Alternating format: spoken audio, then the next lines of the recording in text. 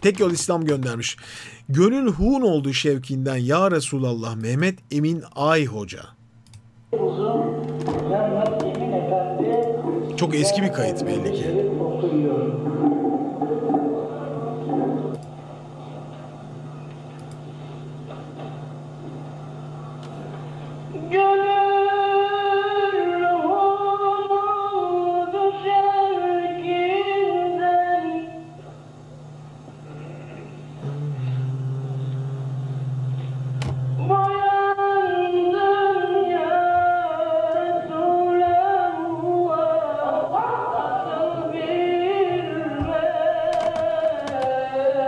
Dol karar.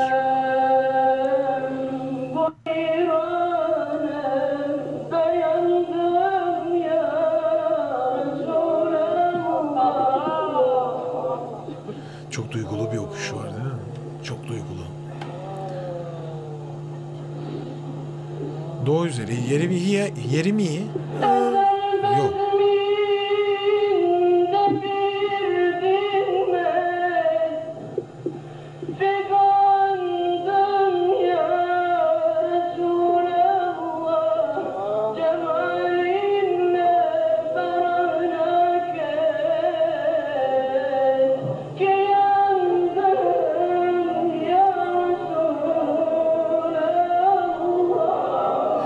Yandım. O tam böyle türkü stilinde bir çarpmayla kullanıyor. Çok etkileyici. Zaten böyle baştan itibaren çok duygulu. Çok nasıl söyleyeyim size?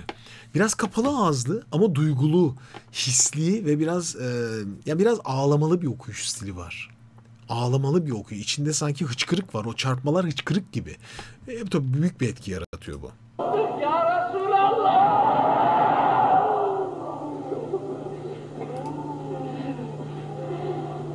Muhtemelen atmosferde. Efendim Özgüncüm gene gittik ama. Kamera gitti. Hiç sorun değil, hiç sorun değil. O gidecek. Çekilir bir çile değil bu ya. Bunun bir tane şarj şeyi vardı. Ben buradan giderken onu çıkardım. Ankara'ya giderken. Ama bulamıyorum. Bulamadığım için de bunlar başımıza geliyor işte. Onu bulamadım. Ben de başka bir tane taktım. Fakat onda da sorun var.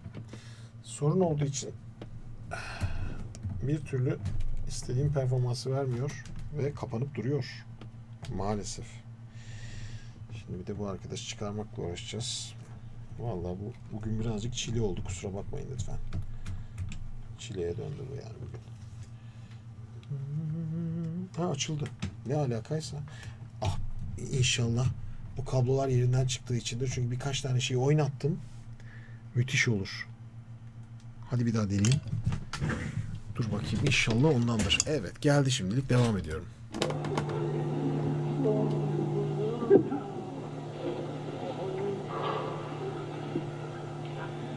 Yanan kalbe devasın sen.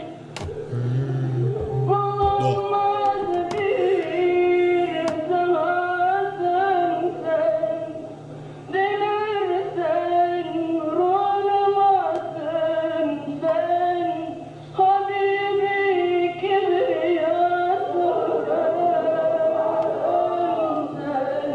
Cemalinle ferahına keski yandım. Ya Resulallah.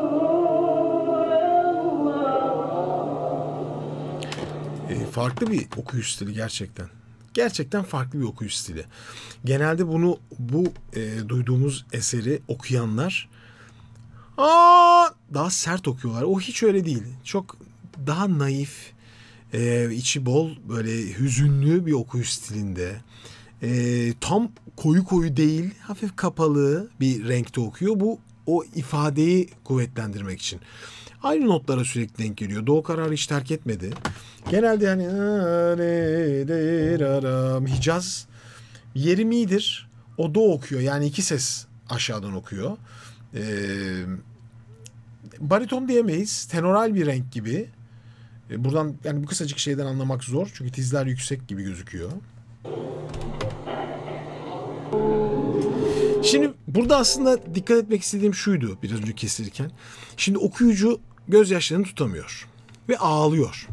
Ağladığı için de başladığı bölgede bakın tamamen boğazına yükleniyor. Yani ağladıktan sonra gözyaşları dolduktan sonra okumaya devam edecek fakat tiz bir pasajdan girecek. Ses çıkmadığı için yani ağlama pozisyonunda bir yandan ağlıyorsunuz. Yani çok zor, nefesi kullanmak da çok zor ve ses oturmuyor. Oturmadığı için de tamamen boğazına yükleniyor. Ya aslında bu sadece yani bütün okuyucular için sorunlu bir şey. Yani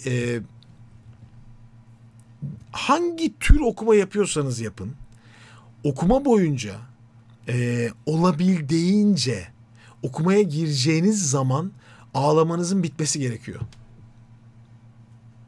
Yani sonuçta okurken duygulanabilirsiniz. Kendinizi kaptırabilirsiniz. Ama yani ağlarken okumaya çalışırsanız mümkün değil ses çıkmaz. Ve boşu boşunuza gırtlağınıza yüklenirsiniz. Bir de kötü bir performansa dönüşmeye başlar iş.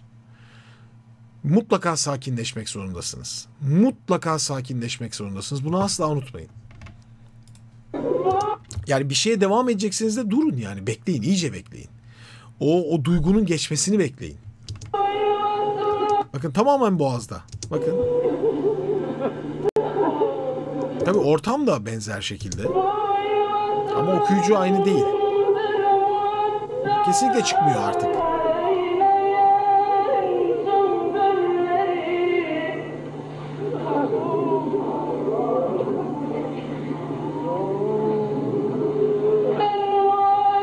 Yükleniyor.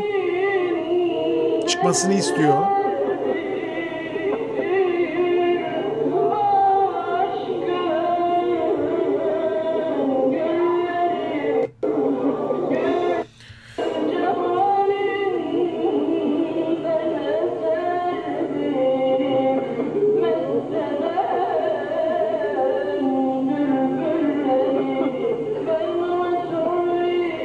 Sürekli yükleniyor. Ama işte dediğim gibi yani o ağlamayla karışık okuma çok kontrol edilebilir bir şey değil yani artık. Bir süreden sonra okuyucuyu çok yoruyor. Yani her ne olursa olsun bir şekilde yani sakinleşmesi gerekiyor okuyucunun. Başka çare yok. Yani mümkün değil yoksa çıkmaz. Yani bunun daha tiz bir pasajı olsa ne olacaktı? Mesela burada bu eserde en tiz pasaj bu. Daha da yukarısı olsaydı ne yapacaktı okuyucu? Mümkün değil çıkmayacaktı. Bu sefer detone olmaya başlayacaktı. Tonu değiştirmeye başlayacaktı hatta. Yani tabii ki yani duygulanmamak elde değil. Böyle bir ortam, böyle bir ambiyans içinde bulunan herkesin kesinlikle birbirini etkilemesi de söz konusu. Buna hiçbir şey diyemiyorum ama sadece okuyucu tarafından baktığım zaman işi çok zor. Yani iş çok zor çünkü sakinleşmesi lazım ama nasıl?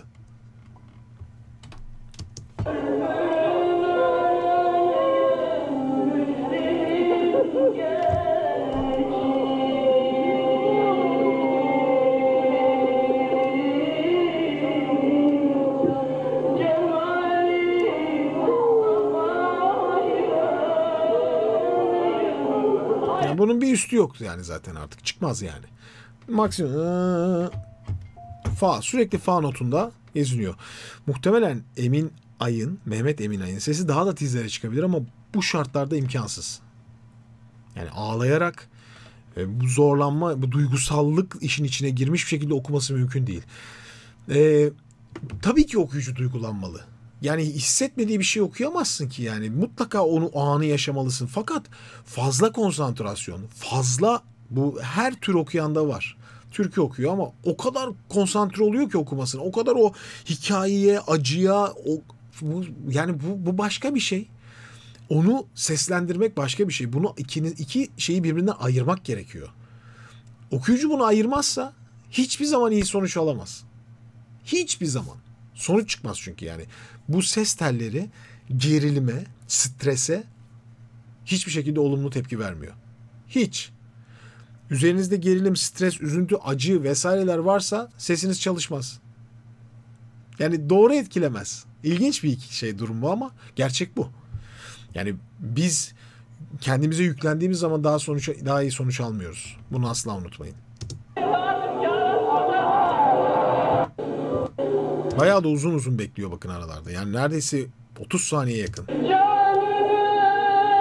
Çıkmıyor artık. Çok zor. Yani tamamen boğazında. Ya Resulallah, Ya Resulallah, bezmi asıl, Türkü çarpmaları.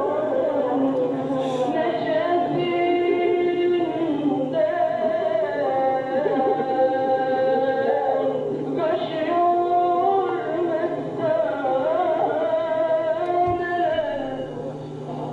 mesele. Yani genel olarak fikrim bu.